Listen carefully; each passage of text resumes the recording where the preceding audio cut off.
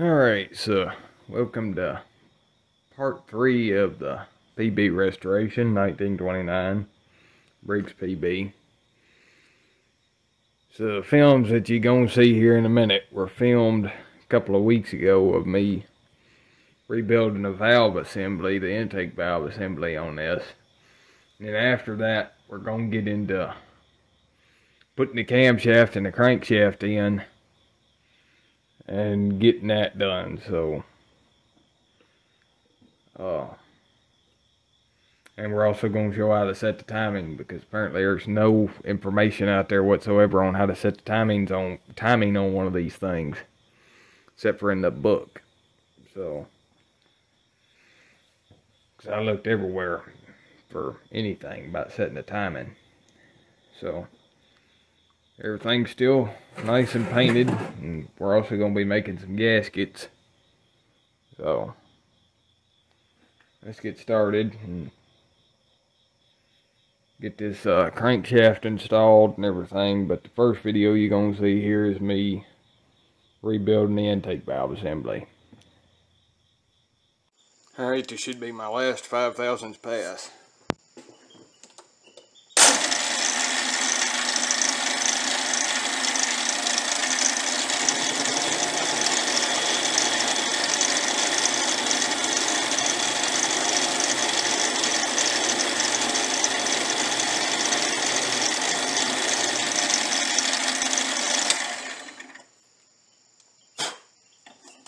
Yep. Alright, so this is what it looks like once it's finished. Get it all turned down to about the way I wanted it.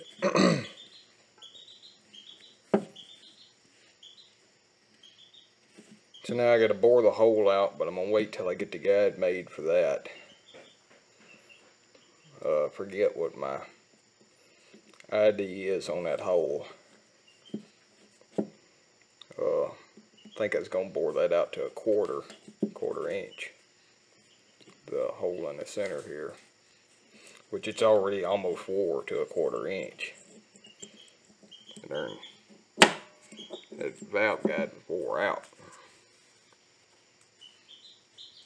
Thought I'd show this too. This is the shroud. It's all cleaned up, ready to paint. Start getting some primer on this tomorrow. So, see you in the morning. Alright, so here's my valve guide so far. And ignore the fact I don't have a live center in here. This is going to be a steps valve guide. This needs to be turned down to 1/4 inch right here. And this up here is going to be 7/16 to match this. But it's a stepped valve guide. Instead of being most valve guides are like this. They're straight and just go directly into the head. But I decided to make this one stepped. I wish I'd have made this one stepped when I did it. So there's really no good way for me to film this. No good way for me to get a camera angle here. So I'll show you when I've made some more progress. Alright, so here's my valve guide blank. It's cut off. This is 1/4 inch. This is 7/16. Got this set up.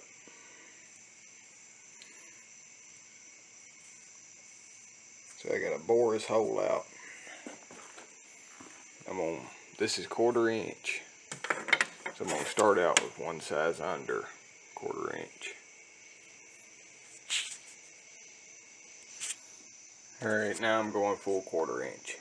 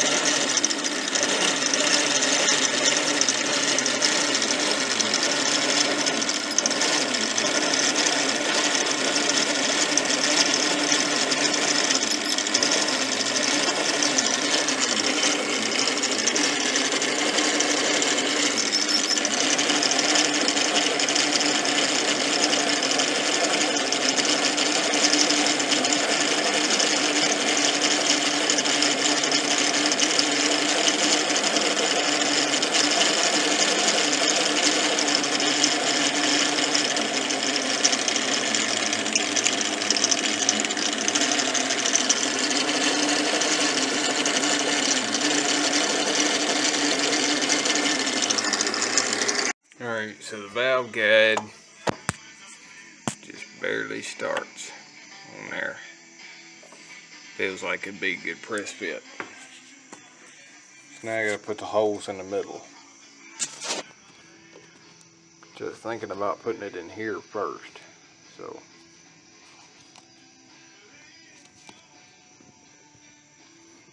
I don't know, I might just go ahead and put the holes in it, which is going to be a 3/16. Alright, so I got this kind of temporarily assembled with a piece of wire holding the keeper on. It's supposed to be peened over on the end, but it's seating good. There's no, I can't see light through here, so it sounds like it's seating all the way around. I'm not sure if I'm going to use this spring or not, because I don't think it's the original spring. It looks like a spring out of an old flashlight for the battery.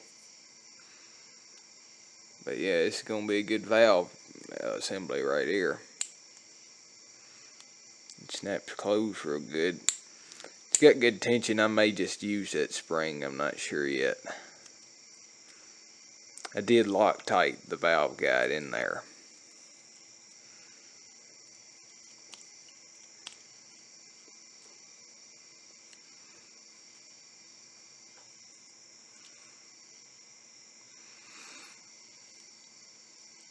So I guess that's about it for the valve guide, so we'll move on to working on something else.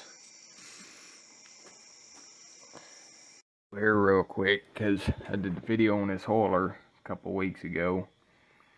I went to Lowe's last weekend and got some brass flathead screws for the lower sight glass, so I just wanted to show that real quick, because I really didn't like those stainless steel ones, so it's got true brass screws in it now. Alright, so I got all the parts laid out here. Over here I've got the crankshaft polished up real nice. We've got the lifter guide, the lifter, this high crown bolt. They call these a high crown bolt. They're got a dome head. The gasket on this side, and then over here we've got the camshaft itself, the cam, and the thrust washer. Very important. Don't forget the thrust washer. So let's get started assembling this. So we're going to start out over here by installing the crankshaft. It's a very long stroke crankshaft. It's not as big as a ZZ, but one of these days I have to show a big ZZ crankshaft on here. They're kind of different. So we've got this here too. Number 105 motor assembly grease. So I've used this on several of them. Apparently there's really no videos on YouTube where somebody takes one of these all the way apart and actually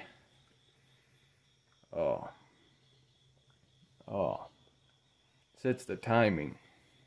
So I'm going to show how to set the timing.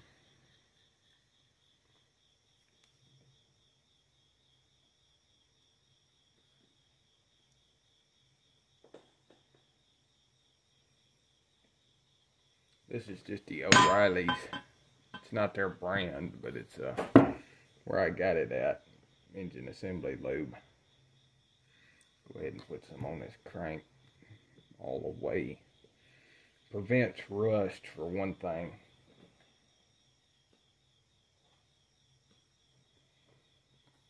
And I don't know how long it'll be before this motor gets started. So I'm going to use a pretty good amount of this on the crankshaft.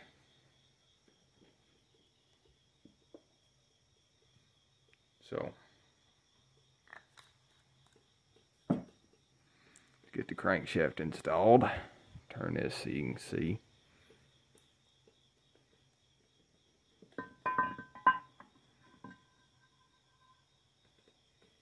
There it is. There's no play in that whatsoever, as far as the main bearing goes. I have measured all of the clearances on this, and everything is good, so I actually think that I'm going to install this next, so I've got to readjust the camera. Alright, so all of the gasket surfaces have been cleaned, and they're dry. Sure, there's no oil on the gasket surfaces. This is the lifter guide. Gasket surface has been cleaned. There's nothing on it, no rust. This is a new gasket, which I had to make because no longer available. It's going to sit right there. And our new bolt. This threaded hole goes into the crankcase. So to prevent any oil from seeping out of these threads, I'm going to use some of this Permatex compound gasket sealer shellac stuff. I really like this stuff. Do not put this on your shim gaskets.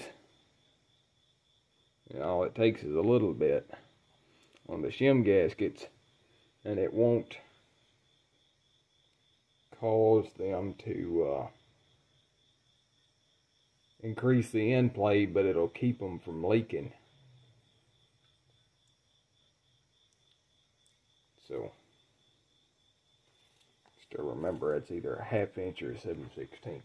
And it's not the 7/16. Hold on. Alright, so just tighten that up. Not over tight.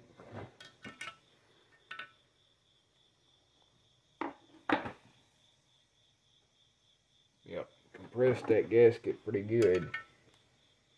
You won't get a good amount of compression out of the gasket. So, now I'll bring you around to the other side. Alright, so ready to install the cam. Actually, I had to pull the crank back out. I forgot you can't install the camshaft and the cam all together. Be sure to put your thrust washer in there. And I've got a liberal coating of assembly grease on everything. There's the thrust washer. And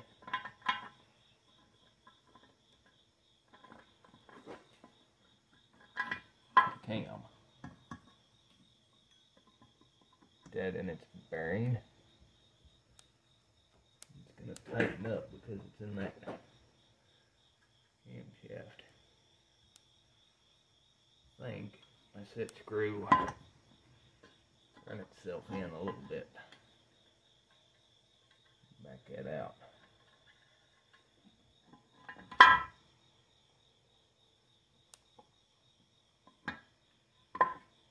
Yeah, there it goes.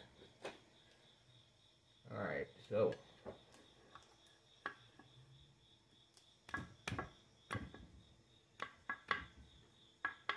way too much in play right off the bat. So hold on, I'll show you how to set the time. Alright, so to set the timing on one of these, you want to put your crankshaft in at top dead center. Doesn't have to be exactly perfect, but just be sure that it's at top dead center. Install your lifter right there, and you want your cam lobe here to just be starting to touch that lifter while it's at top dead center. I'm going to advance that a tooth. And you also want your set screw to be loose. So if I turn that back, That's about right. And you want your set screw to be right here. So now, with it set at top dead center, be sure that your cam is just starting to touch that lifter. You also want 5/1000ths in play. So stick the 5/1000ths feeler gauge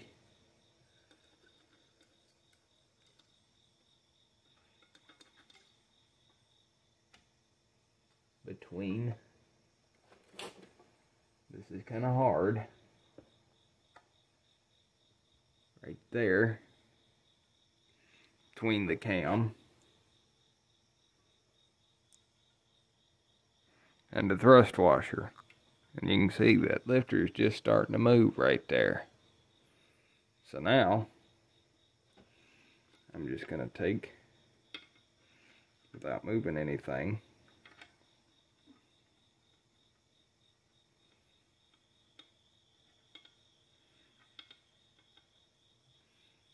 and snug that thrust washer, or snug that set screw out down, and I can pull this out.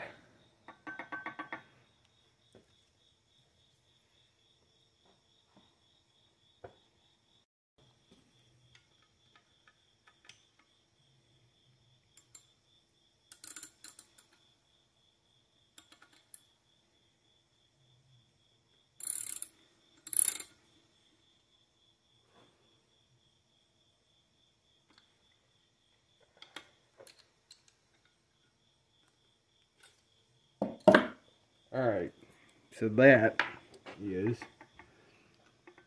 I'm not even kidding you, how the book says to do that. And also, by the way, I did put some Loctite on the set screw, because that is one thing you really don't want to come loose. So now, when it's at top dead center, it's just starting to hit that. So I'll show you. Alright, so you can see we're at top dead center. So this would be the intake stroke. This would be compression, ignition, and this would be the power stroke, and an exhaust. Right as the piston's coming up, the exhaust lifter opens. Once it gets to TDC, it closes. So that is the correct way. According to the manual, that is the correct way on how to set the timing on a Briggs PB. There is no information online on how to do that. There is no videos on YouTube on how to do that, except for this one. There's a scratch in my paint right there, but the cover will cover that up. Oh. So yeah, the first assembly is done. And the reason that these are like that is because of that 8-to-1 gear reduction. And so, as you can see, I didn't put any lube on these gears yet. That's because I don't have the gasket for this gear cover yet. So, I've got to get that made. I've made every other gasket for this engine so far. Still got one more oil pan gasket to make, and I might show a little bit of that, but you've already seen me make gaskets. But this should have 5/1000ths in play. That's what the 5/1000ths feeler gauge was for. I am going to put some lube on that. New MP15 gasket material, gasket under the lifter. Bore thing, whatever you call those. And our timing is spot on.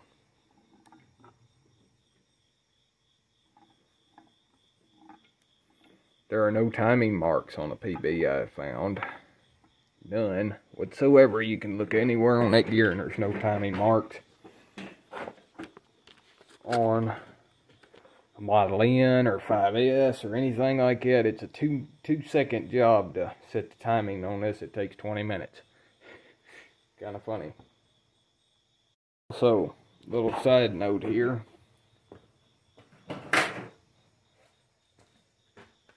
They did make a timing tool for the Briggs PB. That's it right there. I have not found one. I've never seen one. There's one post online that says somebody found one a few years back, but I've never found one come up for sale. Alright, so there's the oil pan gasket and the cylinder gasket that I made. They're not perfect, especially this, but they'll both seal real good. This is MP15 Interface brand. I'll show you a sheet of it here in a second. And we're going to cut another oil pan gasket. Alright, so instead of making another oil pan gasket, I decided to make the gear cover gasket. I've still got to order some more gasket material. Might be here by this next weekend. And I get to show off the new tools I got for cutting gaskets last weekend. Got a gasket punch set. Also got a circle cutter, but I ain't used it yet. But basically what you do with these gasket punches, they're hollow and they're sharp. You sit them on there like that.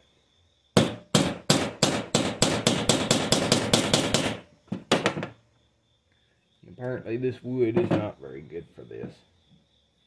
Been having trouble out of the wood, so hold on. Alright, so we now have complete gear cover gasket. Royal pain in the rear end to make.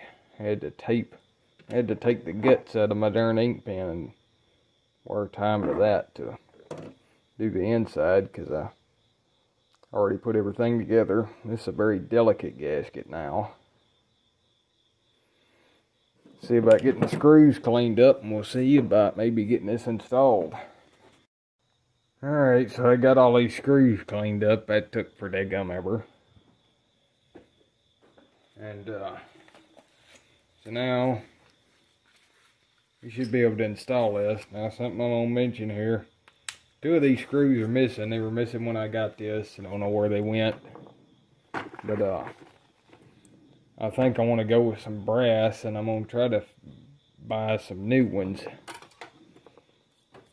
So these are not permanent, these right here. So let's see if we can install this rear cover. So I picked this thing up and set it up here. It's also gained about 20 pounds.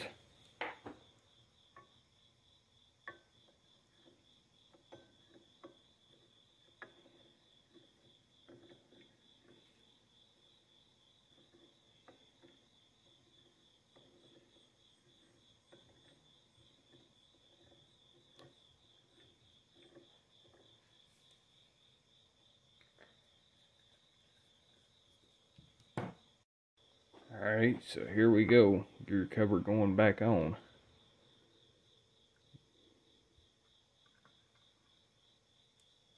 Yeah, hold on.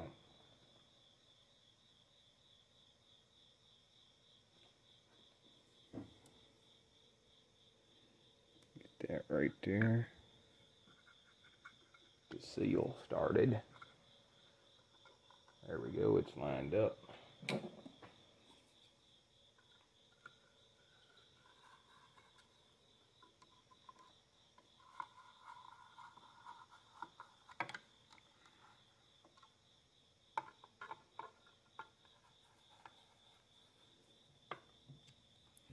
It's a perfect gasket.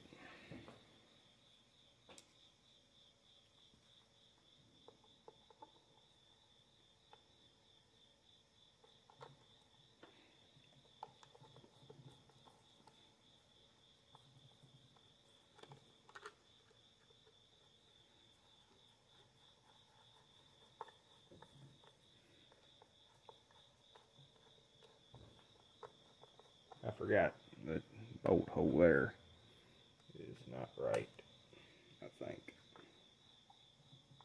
I tightened up. Alright, so here it is, all put together. All but 2 of the screws in there. Everything still turns alright.